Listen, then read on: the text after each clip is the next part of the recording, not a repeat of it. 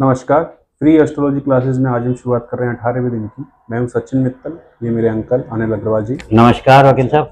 नमस्कार। तो सर, आज से हम एक और नई जनवरी की तरफ बढ़ रहे हैं। बहुत महत्वपूर्ण सब्जेक्ट है आज का। हमने भावों को समझा, ग्रहों को समझा। आज हम ये समझेंगे कि किसी भी भाव की यदि कोई परेशानी है या किसी ग्रह की कोई परेशानी है तो उसका इलाज कहाँ है। उसी भाव में है, उसी ग्रह में है या कहीं और है। तो हम कुंडली में कैसे जाने कि हमें जो परेशानी हो रही है उसको कैसे सही किया जा सकता है। तो हम एक एक भाव के बारे में जानेंगे अलग अलग। नहीं, एक ही चैप्टर में आज हम बहुत कुछ जानेंगे। अच्छा। बहुत महत्वपूर्ण चैप्टर है आज का, विशेष ध्यान दें तो आप बहुत आसानी से समझ पाएंगे। तो हम देखना चाह रहे हैं कि भाव और ग्रह का सुफल कैसे प्राप्त करें। एक तो होता है भाव, जिससे भावार्थ हमें प्राप्त होते हैं। एक उस भाव का जो अर्थ है, जो तत्व है, जो देने वाला है, वो ग्रह होता है। तो दोनों में से जो जिसका भी प्रभाव हमें चाहिए वो हम शुभ कैसे प्राप्त करें, इसके बारे में आज हम जानेंगे। तो अपनी कुंडली में कोई भी भाव हो या ग्रह हो और वो अपने को अशुभ फल दे रहा है, उसका शुभ फल यदि हमें प्राप्त करना है तो हमें राहु केतु के एक्सेस को समझना होगा। राहु केतु की जब हमने बात की तो हमने बताया था कि 180 डिग्री पर रहते हैं दोनों ग्रह। एक ईश्वर भानु नाम के राक्षस के दो हिस्से हैं, एक के पास इंद्रियां हैं और एक के पास शरीर धड़ है। धड़ जो है वो स्वयं को जानना चाहता है, बाहरी जो इंद्रियां हैं वो बाहरी वातावरण को जानना चाहती है। कहने का मतलब हर एक दूरी के दो कोण होते हैं, एक प्रारंभ होगा तो एक अंत होगा। आपके लिए जो अंत है उधर से शुरू होने वाले के लिए वही प्रारंभ भी है, अर्थात जो अंत होगा उसका पुनर्निर्माण भी होगा।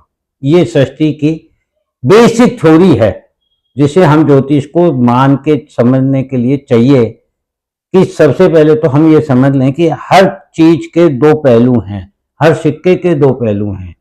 इसके बिना सृष्टि नहीं है। अच्छा है तो बुरा है।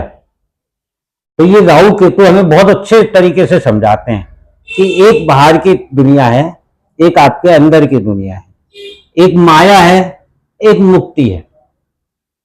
यही हमारी परेशानियों के जीवन और मृत्यु के बीच की रचना है। दोनों एक्सेस के बीच की जो दूरी है यही हमें डिसाइड करनी है, हमको माया की तरफ जाना है या मुक्ति की तरफ जाना है। सभी ग्रहों को कॉमन दृष्टि सप्तम प्राप्त है, ये आपने पहले बताया ही था।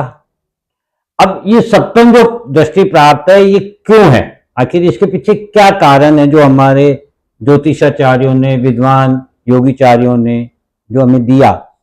उन्होंने ये क्यों कहा कि सप्तम दृष्टि तो सभी ग्रहों के पास है, क्योंकि कोई भी दूरी जो है वो दो कोण रखती है। तो एक कोण से दूसरे कोण पर सीधी दृष्टि तो आपकी ना चाहते हुए भी जाएगी ही जाएगी। ये हमारे आइकॉन बताते हैं कि हम कहीं भी देखेंगे तो सामने वाला हमें और हम सामने वाले को देखेंगे ही देखेंगे। इसलिए सप्तम दृष्टि हो गई 180 डिग्री पर। तो जहां प्रारंभ है वहां अंत है, और जहां अंत है वहां से यदि प्रारंभ करेंगे तो जहां प्रारंभ है वहां अंत है। जो शुरू होता है उसका अंत निश्चित है। ये हमें मान के चलना चाहिए इस जीवन में, तभी हम माया से मुक्ति की ओर जा सकते हैं। हम भ्रम में रहते हैं कि हमारा है और ये कभी नहीं खत्म होने वाला है, जबकि ऐसा नहीं है। तो जो शुरू होता है उसका अंत निश्चित है और उसका पुनर्निर्माण भी निश्चित है। डिमोलिश भी होगा तो उसका पुनर्निर्माण भी होगा। अतः आपके जीवन की प्रत्येक समस्या जिस भी भाव से संबंधित हो, व्यक्तित्व से संबंधित हो, सोच विचार से, धन से, परिवार से, स्वाद से, पराक्रम से, कम्युनिकेशन से, सुख से, दुख से, नौकरी से, जिस भी भाव से संबंधित हो। भाव की चर्चा हमने पहले की थी, वो भाव किससे देखे जाते हैं, या किसी ग्रह से संबंधित हो। तो भाव से संबंधित है तब तो उस भाव के ठीक सामने जो सातवां भाव है उसका इलाज वहीं पर ही मिलेगा। या ग्रह से संबंधित है तो ग्रह का इलाज फिर ग्रह के पास मिलेगा, उसकी चर्चा हम आगे करेंगे। जैसे कि शिक्षा का इलाज अध्यापक के पास है और ज्ञान का इलाज गुरु के पास है, बीमारी का इलाज डॉक्टर के पास है। जैसे किसी भाव अगर बीमारी को दिखा रहा है तो उसका सातवां भाव डॉक्टर के उसको दिखा रहा होगा। हाँ, कि कौन सा डॉक्टर इसका इलाज करेगा। ये आपके यहाँ कई तरीके की बीमारियां होती है ना जैसे शरीर कोई में। भाव एजुकेशन को दिखा रहा है जी हाँ, तो उसके जस्ट उस भाव को इंक्लूड करते हुए वहां से सातवां भाव एजुकेशन का शिक्षक को दिखाएगा। शिक्षक को दिखाएगा कि कौन सा शिक्षक आपको इस समस्या से बाहर ला सकता है। आपको कहीं परेशानी हो रही है तो उसको कौन आपको उस समस्या से निकाल सकता है, वो उसका सातवां भाव है। इसी प्रकार आप जो गिनेंगे उसको इंक्लूड करते हुए हमेशा ज्योतिष में जब भी भावों की बात की जाती है, आगे की या पीछे की, उस भाव को इंक्लूड करते हुए की जाती है। तो जैसे उजाला है, हम ग्रहों के द्वारा समझते हैं कि मान लो कोई ग्रह से हमें शुभ फल प्राप्त नहीं हो रहा है, ये तो भावों की बात हुई। अब भाव के स्वामी हैं ग्रह, तो कोई ग्रह हमारा खराब है, कुंडली में कोई नीच का बैठा हुआ है, कोई शत्रु राशि में बैठा हुआ है, कोई शत्रु के साथ बैठा हुआ है, कोई अंश से कमजोर है, कोई किसी कारण से कमजोर है, तो उसके ग्रहों का प्रभाव हमें कैसे बढ़िया किया जा सकता है, शुभ फल प्राप्त किया जा सकता है, उसके लिए हम क्या देखेंगे, ग्रह का ग्रह से संबंध। तो ग्रह का ग्रह से संबंध कैसे बनता है उसके बारे में चर्चा करते हैं। कि जैसे उजाला है, प्रकाश है, ऊर्जा है, ये हमें सूर्य से प्राप्त होती है। तो इसका अपोजिट क्या होगा, अंधेरा, और अंधेरे का कारक ग्रह कौन है, शनि। ऊर्जा, गर्मी, गर्मी का अपोजिट होगा बर्फ, और बर्फ का कारक ग्रह चंद्र, शनि। शनि शनि पानी को जमा देता है, वहां ऊर्जा नहीं पहुंचती है। तो सूर्य को यदि सही करना है तो शनि के अनुसार कर्म करना शुरू कर दो, आपका सूर्य मजबूत हो जाएगा। और शनि को मजबूत करना है तो सूर्य के अनुसार अपना कर्म करना शुरू कर दो, तो आपका शनि मजबूत हो जाएगा।